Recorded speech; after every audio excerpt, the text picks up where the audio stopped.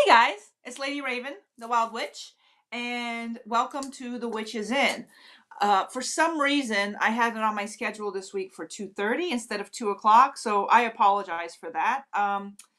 So this is all my fault that we are running a little bit late. But let's go ahead and get started. So let's talk about the complexities of Samhain, and I know it's spelled Samhain, Samhain.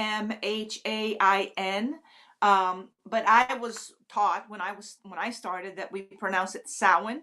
I don't know if my pronunciation is wrong or right, and so I'm just gonna let you guys know that this is how I pronounce it. I pronounce it Samhain.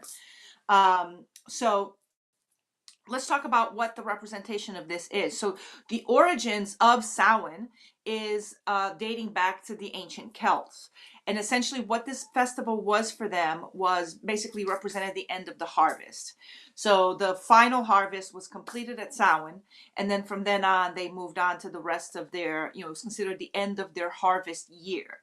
So this is why there's a lot of mythology around not harvesting anything out of the fields after Samhain, because what was left in the fields at that point was basically meant to be something that would be used by the spirits and fairies and whoever was coming into the field. So it was bad luck to go back into the field at that time and take the harvest away from them. So farmers worked really hard to make sure that everything that needed to be harvested was harvested by the end of the harvest, before Samhain. So that's the first thing. And the second thing is there's a belief that Samhain basically meant that the veil between the worlds were sitting at its very thinnest. So this was a time that spirits would come and would join them, and would connect back with them. So during Samhain was a period that the reason why they wore a lot of times masks, and they dressed up as either monsters or as animals, is because they believed that bad spirits and fairies actually were coming to steal people away. And so what would happen is they believed that these fairies would come and take people away back to their fairy realm. So they were wearing disguises to disguise themselves from not being taken away into the fairy realm during that time. So this is where the idea of costuming came about from, Halloween and Samhain. The other thing that they would do, there was something that was called mumming, basically. And what it was is people would dress up in costumes and they would go from door to door to door, singing songs celebrating the dead. And so as a result of that offering, that offer of song, and honoring of the dead, the people at the houses would give them pies and food in exchange. So these are the origins of the modern day trick or treating that we have. So it wasn't like, trick or treat in that sense. It was a sense of they would go out mumming and they would receive food or candy in return as an exchange and gratitude from there. And then that would be basically where that practice came from. The other thing that would be interesting during Samhain is that this is something that I found that was really kind of cool. Well, not it's cool for me, but not cool for the people back then, is that Samhain was a mandatory festival. They believed that the spirits and the gods were watching, and if you did not come out and celebrate, Samhain was 3 days of party. So it was 3 days and 3 nights of total celebrations. Would sacrifice cattle, they would have bonfires. Each participant would then take burning coals from that fire or a flame from that fire home to relight their hearth, which is what connected the whole community with that one particular fire. And so they would, I lost my train of thought for a minute. Oh, sorry, got it. So they would go out mumming, and it would be a mandatory participation. So they believed that if you were not participating during the Samhain festival, you would be punished by the gods after, through sickness, through death, through all kinds of things. A lot of times it was also mandatory by the local lords of the area that wanted their people to come and participate in these festivities in order to ensure that the land would remain fertile and they would continue to be able to prosper in their whatever area they watched over or belonged to them would continue to remain blessed and abundant. So those are some of the stories around Samhain. The other important story around Samhain that we have kind of turned it into I like to call it the ancestral supper now. And we're going to talk about this a little bit more when we talk about ancestral veneration next week. But I want to touch on it too, because it does have ancient Celtic origins for this festival. And so it's the Dumb Supper. And the idea behind the Dumb Supper is that you would have this beautiful supper, and then you would lay it out, and then you would also be able to invite your ancestors to come in and join you in this meal. So it would be a way during the time when the veil is at its thinnest to be able to reconnect and honor your ancestors and remember them and be able to share one last meal with them. So that's basically one of the things that was really important during Samhain as well. Excuse me.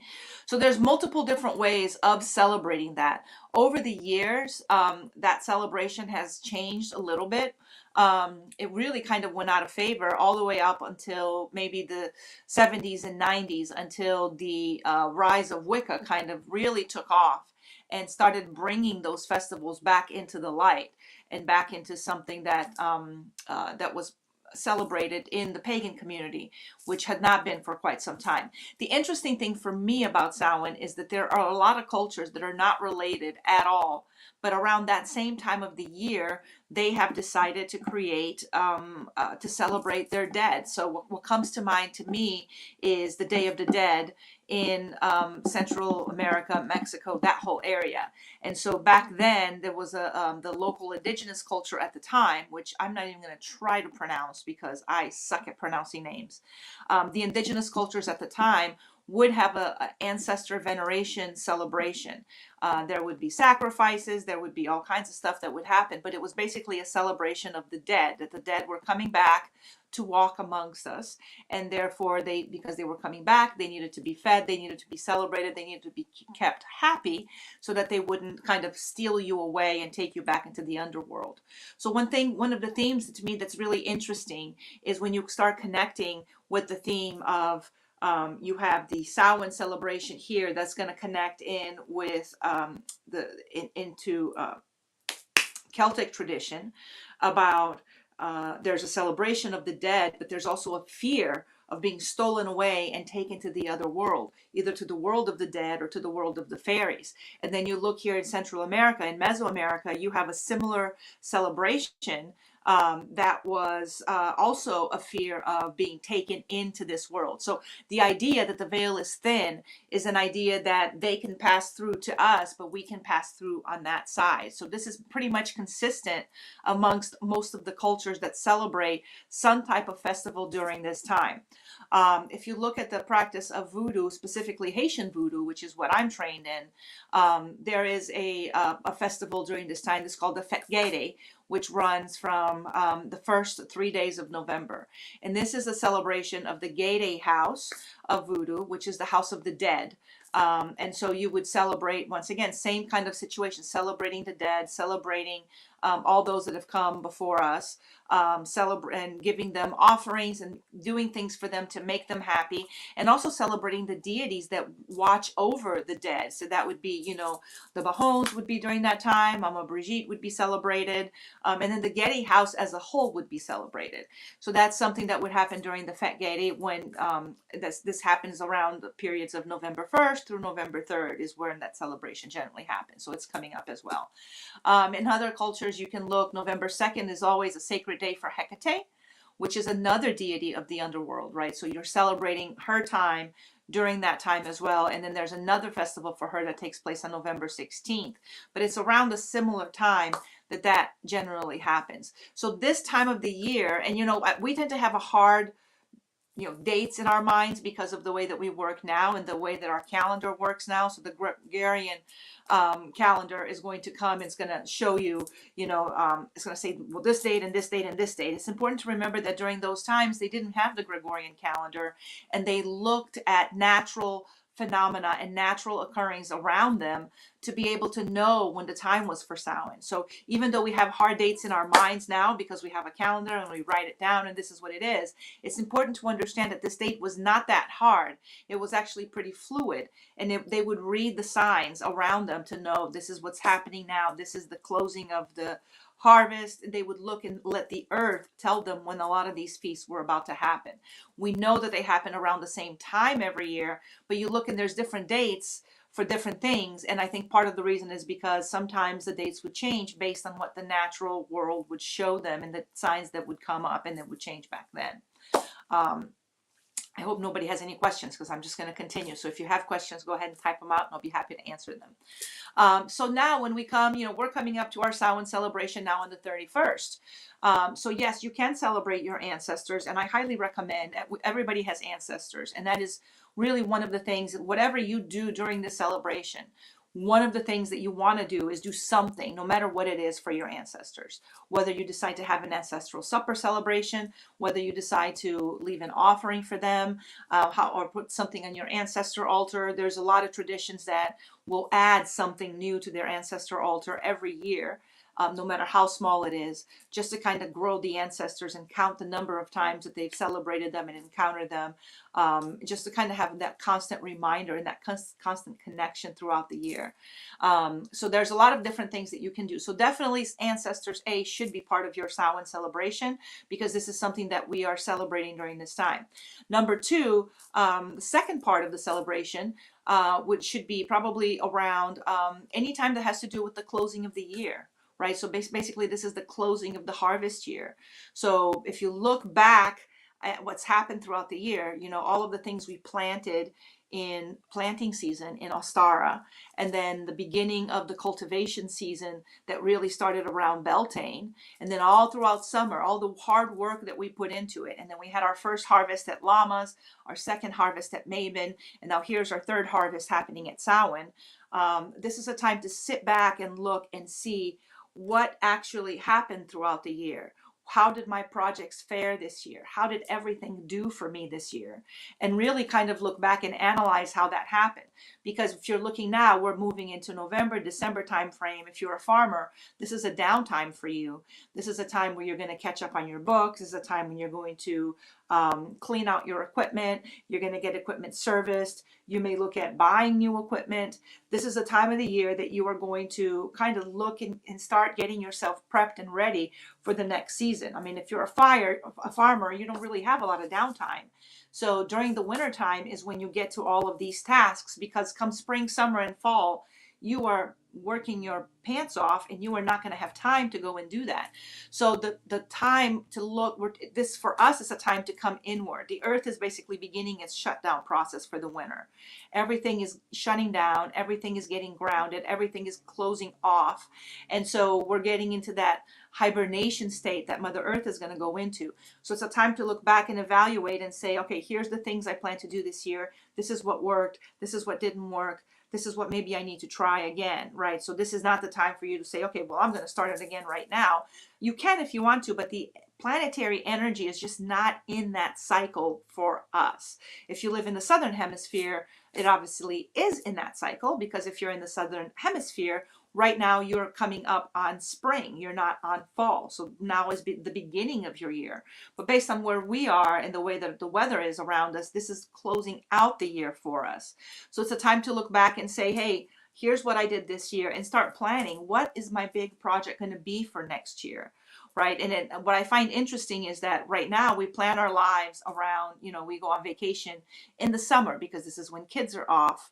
This is when, the weather is pleasant to go out in summer. But if you were a farmer, or if you are a farmer, if you think about it, during the summer is not a time you're going to go skedaddling and go on vacation. You have a lot of work going on.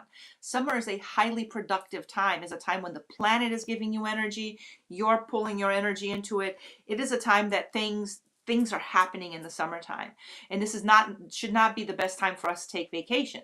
The best time for us to take vacation would probably be in the wintertime, where we can it's not a productive time. It's a time to go inward. It's a time to think and to evaluate what are the things I want to do next year? What are my projects? What are my choices. How am I going to do it? It's a planning time. It's a going within kind of time. And so I think that in modern society, just because of the way our scheduling works, we tend to lose a lot of our productive time by going on vacation in the summer. It's fun, yes, but it is productive time. So now it's time for us to start looking and saying, okay, what happened in this previous year? What are my fails? What are my successes? And guys, this is the most important part.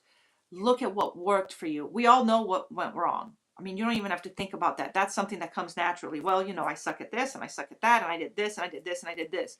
That's going to happen anyway. What I invite you to do during your Samhain celebration and look back and see, what are the blessings that happened?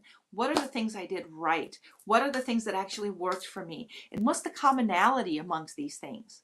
Why do these things work? Do they tie into, is it the energy at the time that I was doing it in? And then the energy the planetary energy gave me an assist? Or is this something that's tapping into a talent or a skill that I have that I'm really good at? What are the things that really succeeded for me? And then put those things at the forefront of your planning during the winter downtime to say, okay, those are the things that I need to really focus on next year. Those are the skills and talents that I need to use to get to where I need to get to, because this is where my strength lies. So instead of focusing on, and this is a lot of people tend to go into this idea of, oh, this is all that I screwed up this year. This is all that failed this year. This is all that didn't work this year. Yes, you need to be aware of those things, but don't harp on it. Think about the things that you succeeded in. Think about the things that were really good for you this year so that you can move forward in a positive way and you can make a plan for more and better success in the following year. I hope that makes sense. So when you plan your Samhain celebration this year, know that there are a lot of themes for you to kind of go around. So you have the theme, you can do a theme of the ancestors.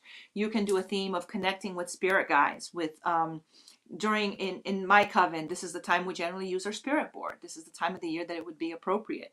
You can also do some black mirror scrying, or you can do some crystal scrying or smoke scrying. Fire scrying is very popular during this time. So those are some of the things that you can celebrate during this time as well. You can, if you work with underworld deities, which I tend to do, most of my deities are underworld deities. This is their time. So this should be a time that you should be celebrating those deities, giving them thanks and gratitude for walking with you every single day. If you are somebody who does psychopomp work like me, a lot of that, this is a time that's going to make your psychopomp work a lot easier, because it's going to be easy to guide those souls over to the other side. So there's a lot of different things that can be done during this time that I invite you to start thinking about. And I invite you to not just go to a book, look up a ritual ceremony, do the ceremony. I invite you to really sit down, take, a few days and put a question out there into the universe. What should my Samhain celebration look like? What should I be focusing on during the celebration for my personal and inner growth? How can I take the energy of this Sabbat that's going to deal with a lot of this underworld energy, a lot of this also subconscious energy? It's a great time for shadow work as well.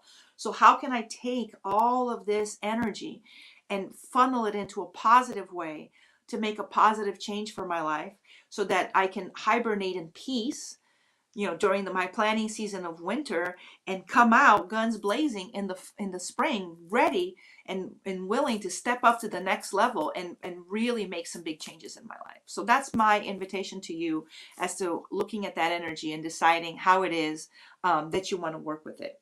So I hope that that is helpful to you. I would also invite you to please keep an eye on our Instagram accounts, both on the Wild Witch and on Raven Moon Emporium, also at the Wild Academy. We have a lot of events coming up. I have not finished putting them up yet, but they're coming up. I have most of them put up. I have 2 more that I need to post. But if you go to the wildcommunity.com, wild with a Y, you'll be able to see all the events we have going on over this month that you can take part in, that you can celebrate in. Some of the events going on in some of our subscription groups also. I have now posted them publicly in the community page so that you can go in there and just take a look and see if anything appeals to you, and you can go sign up for that subscription and check that out. And also, just as an FYI, I'm going to start seeing clients once again in person once a month, maybe twice a month. And my first time doing it is going to be this Friday. So if you want to book I'm doing 15 to 20-minute sessions only. I'm not doing full-blown readings. It's going to be for a discounted rate. And if you want to book, just call the shop and get your name in there. So it's going to be first come, first serve. And I'm pretty sure I'm going to be booked solid. So if you're interested in having a session, go ahead and put your information in there. So that's pretty much all I have for you guys today. I hope that you all, if you have any questions about Samhain, come send me a private message, post a reply to this. I'll be more than happy to answer any questions you may have. And I hope to see you all next week when we talk about the ancestors and ancestor veneration practice and how to start your practice and some of the activities that you can do this Samhain to celebrate the ancestors. So lots and lots of cool things. All right, guys. Thank you so much, and I look forward to seeing you guys again next week. All right, take care. Bye-bye.